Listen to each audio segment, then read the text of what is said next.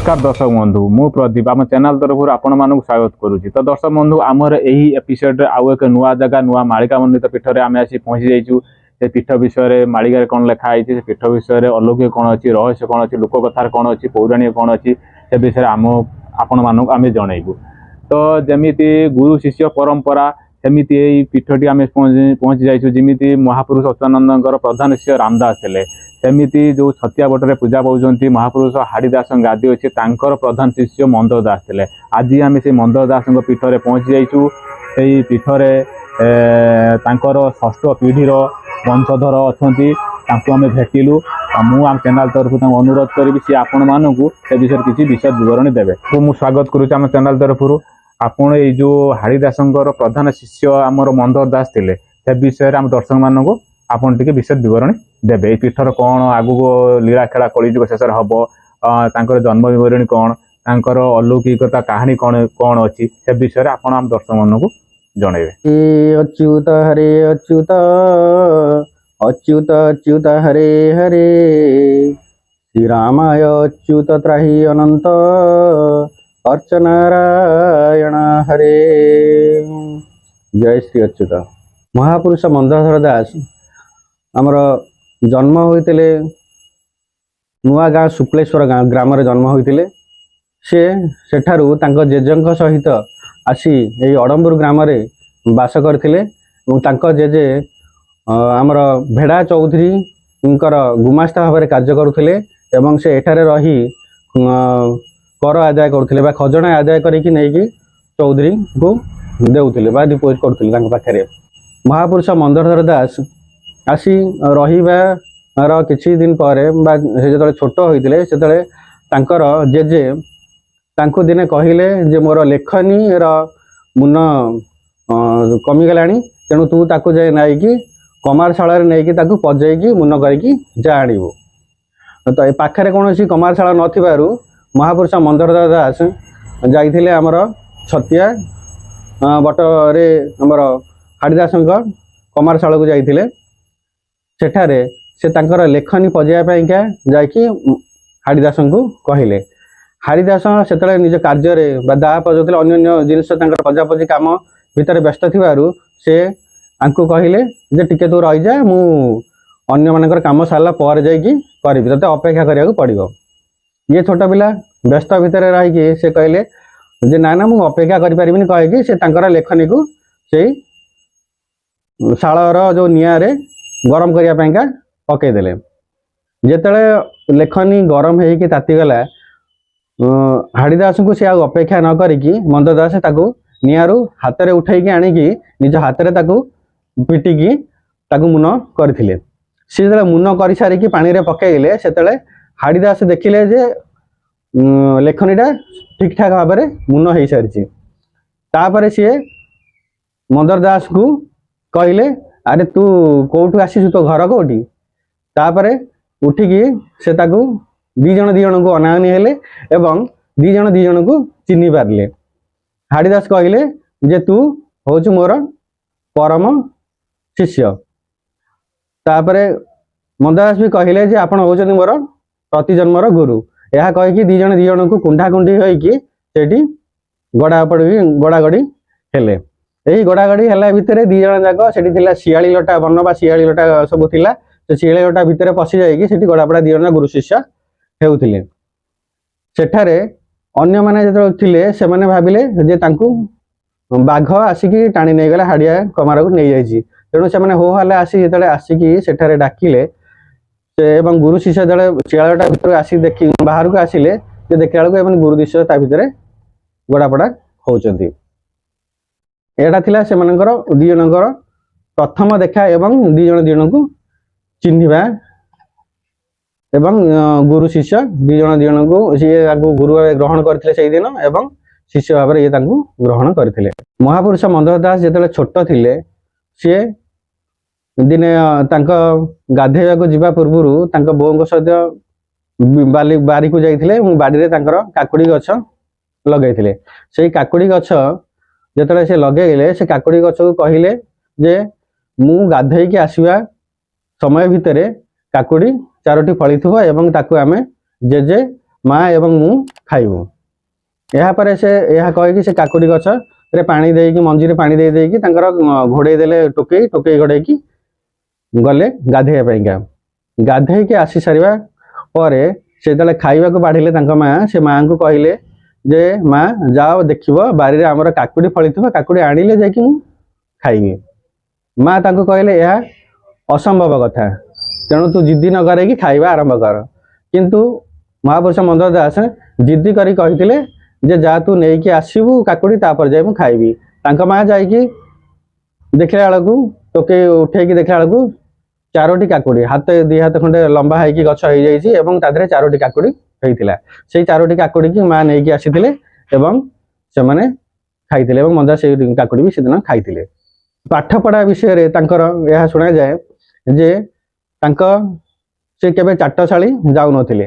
ତାଙ୍କ ଜେଜେ ତାଙ୍କୁ ଯାହା ପାଠ ପଢ଼ଉଥିଲେ ସେ ପାଠ ନ ପଢ଼ି ତାଙ୍କ ଜେଜେ ତାଙ୍କୁ ପାଠ ଦେଇଦେବେ।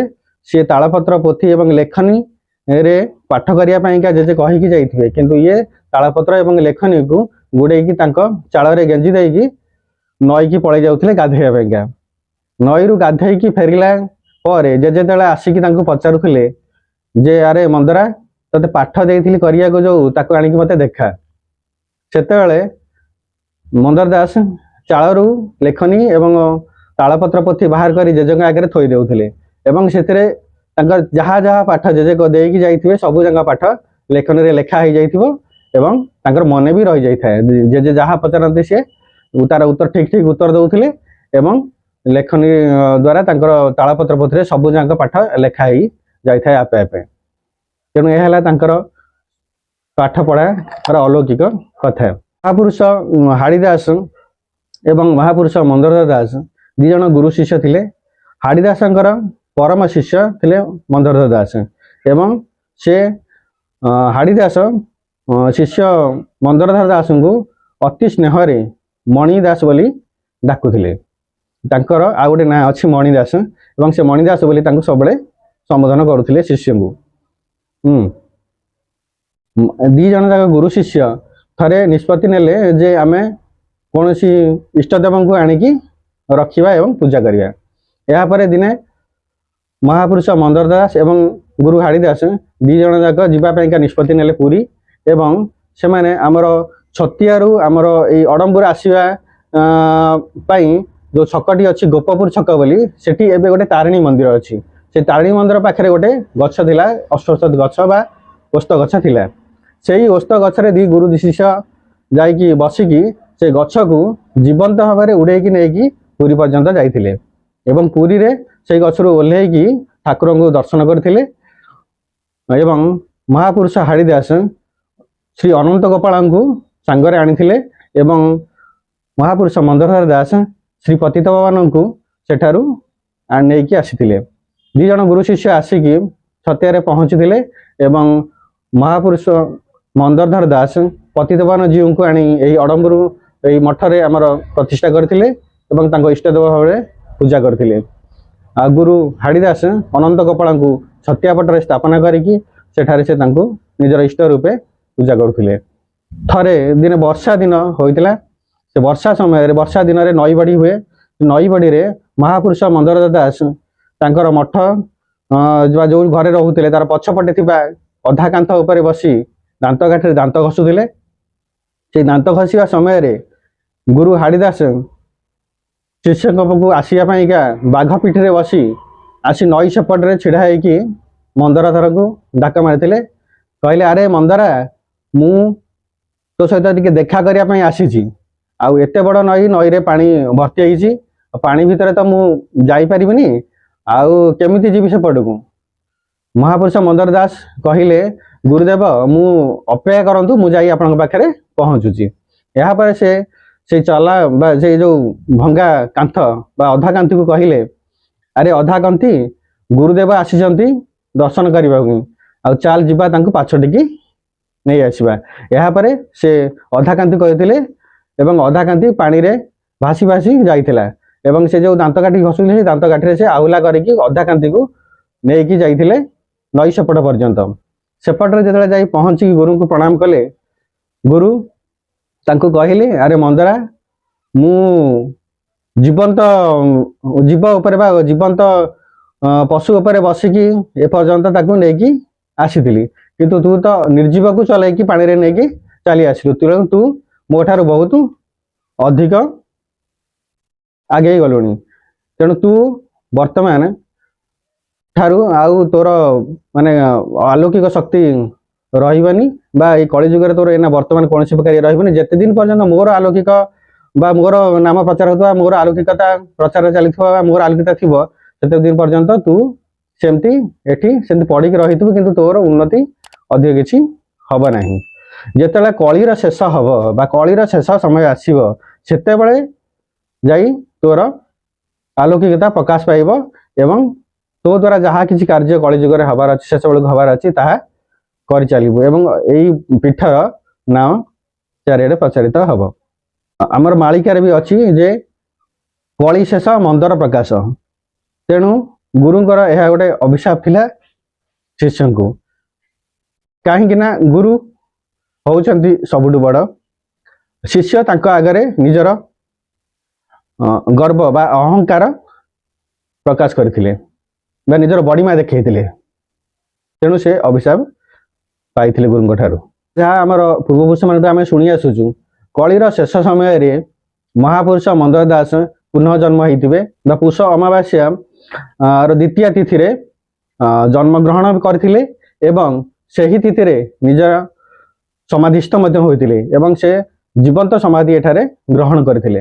ସେ ଯେତେବେଳେ ସମାଧି ନେଇଥିଲେ, ସେତେବେଳେ ସାଧୁ ସନ୍ତଙ୍କର ଜୀବନ୍ତ ସମାଧିରେ ଯାହା ଅଛି, ସେ ସେଇ ଅନୁସାରେ ସମାଧି ଯେତେବେଳେ ନେଲେ, ସେତେବେଳେ ତାଙ୍କୁ ଚାରିପଟୁ ଭଜନ କୀର୍ତ୍ତନ କରିକି ଯେତେବେଳେ ମାଟି ଘୋଡ଼ଉଥିଲେ ବା ଇଏ ଧ୍ୟାନସ୍ଥ ହୋଇଥିଲେ ଏବଂ ତାଙ୍କୁ ମାଟି ଘୋଡ଼ଉଥିଲେ, ଶେଷ ସମୟରେ ସିଏ ନିଜର କୌପୁନୀକୁ ବାହାରକୁ ପକାଇ ଦେଇଥିଲେ। ସେଇ କୌପୁନୀ ଯାଇକି ଆମର ନେମାଳ ଠାରେ ଯାଇକି ପଡ଼ିଥିଲା ଏବଂ ନେମାଳରେ ଯାଇକି ସେଟା ରହିଛି।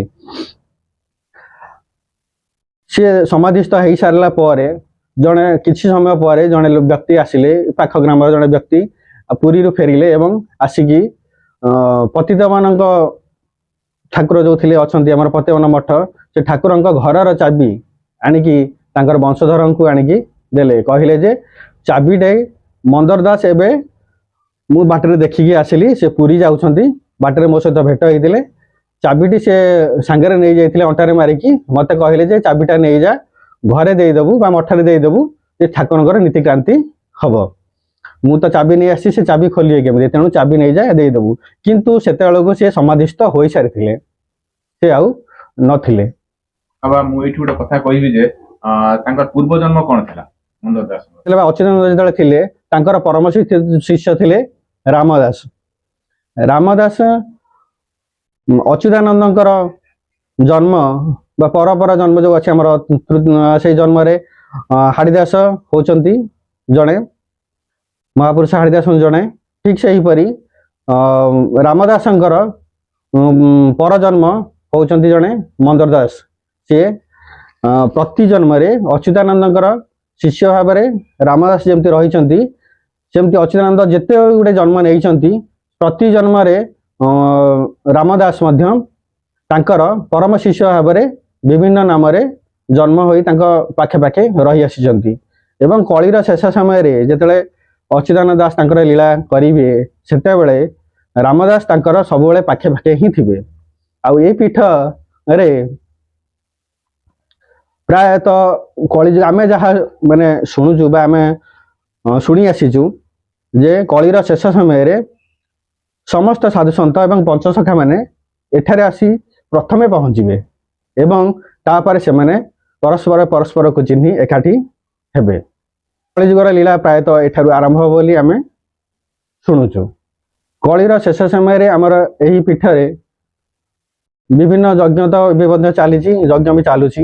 ଏହି ବର୍ଷ ମଧ୍ୟ ଅନେକ ସାଧୁ ଏଠାରେ ଆସି ପହଞ୍ଚିଛନ୍ତି ବିନା ନିମନ୍ତ୍ରଣରେ, ବିନା କୌଣସି ମାନେ ତାଙ୍କୁ ବିନା ନିମନ୍ତ୍ରଣରେ ଆସି ବିଭିନ୍ନ ସ୍ତରରୁ ବା ହିମାଳୟରୁ ମଧ୍ୟ ବି ଆସିଥିଲେ ସାଧୁ ଏଠାରେ ଆସି, ଗଙ୍ଗୋତ୍ରୀ ପାଖରୁ ଆସି ସାଧୁ ମଧ୍ୟ ଏଠାରେ ପହଞ୍ଚିଥିଲେ।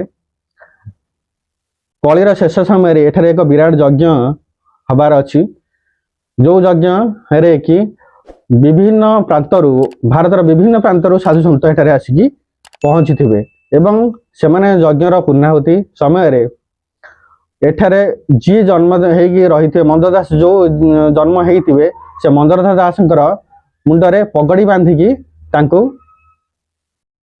ଏଠାରେ ସମ୍ମାନିତ କରିବେ ଏବଂ ସମସ୍ତଙ୍କୁ ଜଣାଇବେ ଯେ ଇଏ ହେଉଛନ୍ତି ମହାପୁରୁଷ ମନ୍ଦରଧର। ତାପରେ ଏଠାରେ ତ ବିଭିନ୍ନ ପ୍ରକାର ଲୀଳା ଖେଳା ଆରମ୍ଭ ହବ। ଆମେ ଯୋଉ ବାବାଙ୍କ ଜାଣିବାକୁ ପାଇଲୁ ଯୋଉ ହାଡ଼ିରେ ଦାସ ମହାପୁରୁଷଙ୍କର ପ୍ରଥମ ବା ପ୍ରଧାନ ଶିଷ୍ୟ ଥିଲେ ମନ୍ଦର ଦାସ, ତାଙ୍କ ବିଷୟରେ ବାଡ଼ିରେ କାକୁଡ଼ି ଖୋଳିବା ନେଇକି ନଦୀର ପହଁରିବା ନେଇକି ଲେଖନୀ ତିଆରି କରିବା ମାନେ ନିଆଁରୁ ଲେଖନୀ କାଢିକି ବନେଇବା ହଉ, ଏମିତି କାନ୍ଥରେ ବସିକି ସେ ତାଙ୍କ ଗୁରୁଙ୍କ ଠାରୁ ନଦୀ ପାର ହବା ହଉ, କିମ୍ବା ଯୋଉ ତାଙ୍କ ଗୁରୁଙ୍କ ଅଭିଶାପରେ ଏଇ ଯୋଉ ପୀଠ ଗୁପ୍ତ ରହିବ, ଯେବେ କଳିଯୁଗ ଶେଷ ଆସିବ ସେବେଠାରୁ ତାଙ୍କର ପୀଠ ଚାରିଆଡେ ପ୍ରଚାର ହବ, ଲୋକଲୋଚନକୁ ଆସିବ, ଲୋକମାନେ ଜାଣିବେ। ତ ଏଇ ଗୁରୁ ଅଭିଶାପ ଦେଇଥିଲେ। ତ ଆମେ ଜାଣିବାକୁ ପାଇଲୁ ଯେ ଏଇ ଯୋଉ ମନ୍ଦର ଦାସଙ୍କର ପୀଠ ଅଛି ଅଣମ୍ବୁରୁ ଗ୍ରାମର କଟକ ମଣ୍ଡଳରେ ଯୋଉ ଅଣମ୍ବୁରୁ ଗ୍ରାମର ଏଇ ପୀଠଟି ଏଇ ଯୋଉ ମନ୍ଦର ଦାସଙ୍କ ଗାଦି ରହିଛି, ସେ ଧୀରେ ଧୀରେ ଲୋକଲୋଚନକୁ ଆସିଗଲାଣି। ପ୍ରାୟ କଳିଯୁଗ ଆମେ ଭାବୁଛୁ କି ପାଖେଇ ଆସିଲାଣି, କେବେ ତ ଆମେ କହିପାରିବୁ ନାହିଁ। ତ ବାବାଙ୍କ ଠାରୁ ବହୁତ ଆମ ଚ୍ୟାନେଲ ତରଫରୁ ଆପଣ ମାନଙ୍କୁ ଏଇ ମନ୍ଦର ଦାସ ବିଷୟରେ ସମ୍ପୂର୍ଣ୍ଣ ବିବରଣୀ ଦେଇଥିବାରୁ ଆମ ଚ୍ୟାନେଲ ତରଫରୁ ଅଶେଷ ଧନ୍ୟବାଦ ଜ୍ଞାପନ କରୁଛୁ।